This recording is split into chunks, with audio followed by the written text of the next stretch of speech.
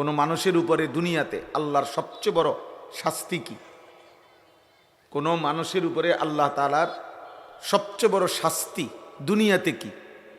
দুনিয়াতে হলো ফাআনসাহুম আনফুসাহুম, এই কথাটা সূরা হাশরের মধ্যে আছে। আল্লাহ তাআলা বলছে, কোনো বান্দা যখন আমাকে ভুলে যায়, গুনার মধ্যে লাগাতার শুরু করে, আমি একটা পর্যায়ে তাকে আত্মভোলা করে দেই, অর্থাৎ তাকে তার পরিচয় ভুলাইয়া দেই। সে আর কোনো দিন বুঝে না, তার আর মনেও পড়ে না যে তাকে মরতে হবে, তার কবর হবে, মৃত্যু হবে, হাসরের মাঠ হবে, বিচারের ময়দান হবে, আমলনামা দেওয়া হবে, মিজানের পাল্লায় ওজন হবে, ফুলসিরাত পার হইতে হবে, জান্নাত কিংবা জাহান্নামে যেতে হবে। এই কথাগুলো, এই ভাবনা, এই ফিকির আল্লাহ তাআলা বলেন আমি তার দিল থেকে সরাই দেই। ফলে সে জন্তু জানোয়ারের মতো, গরু ছাগল কুকুর বিড়ালের মতো খায়, ঘুমায়, পেশাব পায়খানা করে, যৌন লজ্জাস্থানের চাহিদা পূরণ করে। সারাক্ষণ এক ফিকির, আজকের খানা কি, কালকের খানা কি, ঘর বাকি, দরজা বাকি, জানালা বাকি, খাট বাকি, সোফা বাকি, এই নিয়েই তার 24 ঘন্টা রাত্র দিন। তাকে আমি আল্লাহ তাআলা এতে ডুবায় রাখলাম। আখেরাত ভুলে গেল, দিনের পর দিন চলে যায়, নামাজের খবর নাই, হালাল হারামের খবর নাই। 30 বছর ধরে ব্যবসা করে, প্রতিদিন মিথ্যা বলে, প্রত্যেক দিন ওজনে কম দেয়, আবার নিজে নিজে হাসেও তৃপ্ত যে না ঠিক আছে, কাস্টমার ঠকাইতে পারছে। কাস্টমার টেরও পাইছে না, এত বড় বাটপারি, মিথ্যা কথা কয়ে এলাম, কাস্টমারের বাপেও তো বুঝছে না। খুব বিশাল সফলতা নিজেকে ভাবতেছে। 40 বছর ধরে সুদ খায়, প্রতিদিন বুড়া মানুষ 60 বছর বিড়ি খাইতেছে এক তালে, টেলিভিশন দেখতেছে, নাচ গান দেখতেছে, নর্তকীর ছবি দেখতেছে, নাটক সিনেমা দেখতেছে। বাহ, চাচার খবরও নাই চাচা যে মরবে। মনে করতেছে এই পান সুপারি, বন বিড়ি, আপেল মালটা, ভাত মাছ, খালাস, এরই নাম জীবন, এভাবেই একদিন মরে যাবে। না, মূলত আব্বা আখেরাত ভুলে গেছেন, আল্লাহ ভুলাই দিছে। 365 দিন খোদার এক বছরে কোনো দিন যার কোনো দিন 5 ওয়াক্ত নামাজ পড়ে না, কি মনে হয় ওর আখেরাত মনে আছে? ওর কবরের কথা মনে আছে? ও যে মরবে এই কথা তার ভাবনায় আছে? ওকে যে আল্লাহর সামনে দাঁড়াইতে হবে এটা সে জানে? ভুলে গেছে। আল্লাহ ভুলাই দিছে। ফাআনসাহুম আনফুসাহুম, আল্লাহ বলছেন আমি তোমাকে তোমার পরিচয় ভুলাই দেব, তোমার গন্তব্য ভুলাই দেব। ফাআনসাহুম আখিরাতাহুম, তাফসীরে আছে আখিরাত ভুলাই দেব। ফাআনসাহুম মাসালিহাহুম, আমি তাকে তার কল্যাণ ভুলাই দেব। কি করলে তার কল্যাণ, উপকার, কি করলে তার পরকালীন মুক্তি, এটাই ভুলাই দেব। এই জন্য বললাম ভাই, আল্লাহ তাআলা বলছে লাআল্লাকুম তুরহামুন, আমার কথা মনোযোগ দিয়ে শোনো, চুপ থাকো, তাহলে আমি আল্লাহ তোমার উপরে রহমত করব, মানে আমার কথার উপরে আমলের তৌফিক দেব, আমার কথা মানার সুযোগ দেব। এটা সবচেয়ে বড় রহমত, সবচেয়ে বড় দয়া।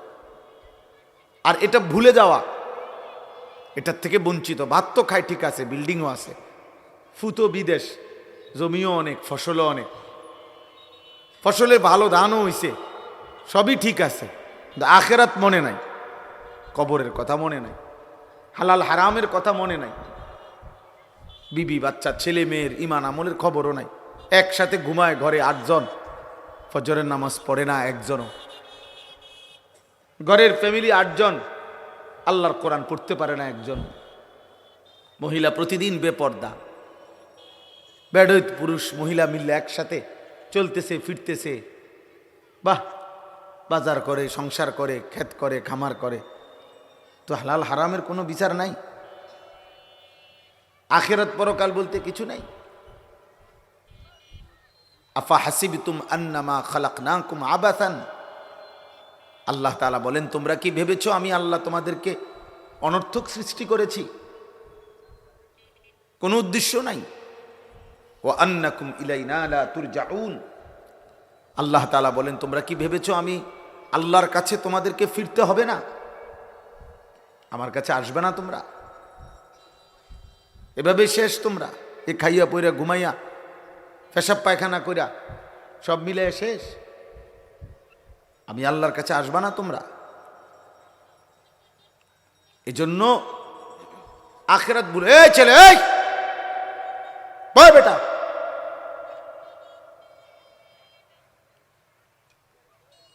এজন্য এটা জরুরি। এজন্য মোবাইল হাতে ধরে রাখলে মনোযোগ হয় না, দিল জমে না, কলিজার মধ্যে কথা ঢোকে না। ওই যে এই হুজুর, এই হুজুর, এদিকে ফিরো, এদিকে ফিরো, ওদিকে গোল হয়ে বসছো কেন? তামসা করতে বসছো কেন? এই জন্য মনোযোগ হয় না, দিল জমে না।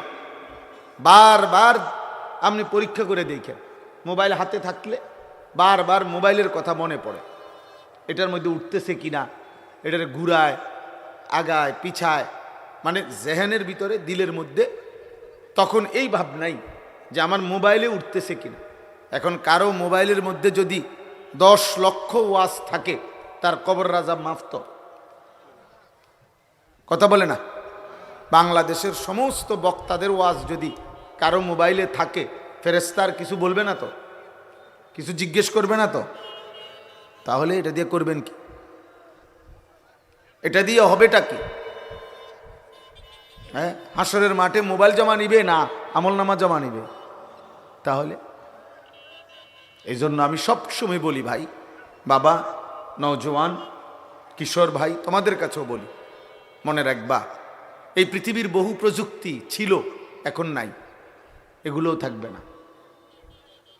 আমার চোখে দেখা, আমার বয়স 44 বছর, 1981 সালে আমার জন্ম। তাহলে আমি ছোটবেলায় বুঝ হওয়ার পরে দেখছি টেলিগ্রাফ, চিঠির আধুনিক সংস্করণ, ওইটা এখন আর নাই।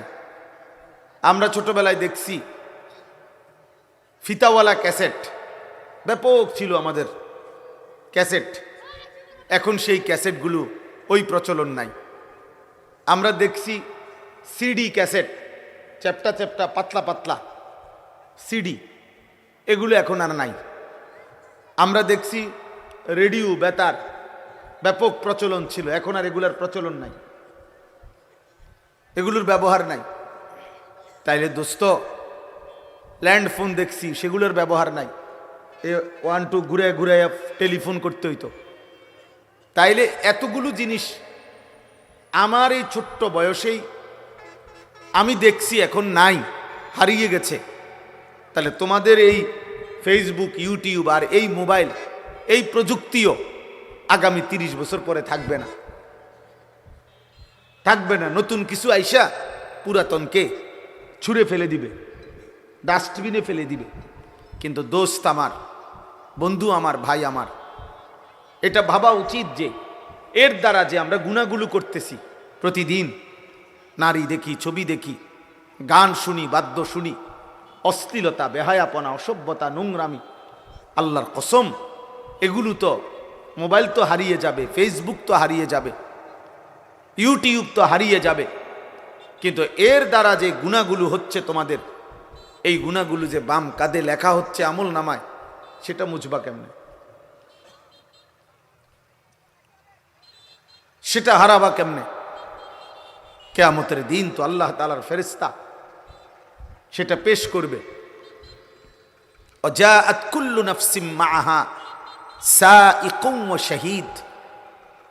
আল্লাহ তাআলা বলেন, কিয়ামতের দিন প্রত্যেকটি বান্দার সামনে সাথে আমার সেই ডান কাঁধের এবং বাম কাঁধের 2 ফেরেশতা তাকে সাথে করে নিয়েই আমি আল্লাহর সামনে এসে দাঁড়াবে।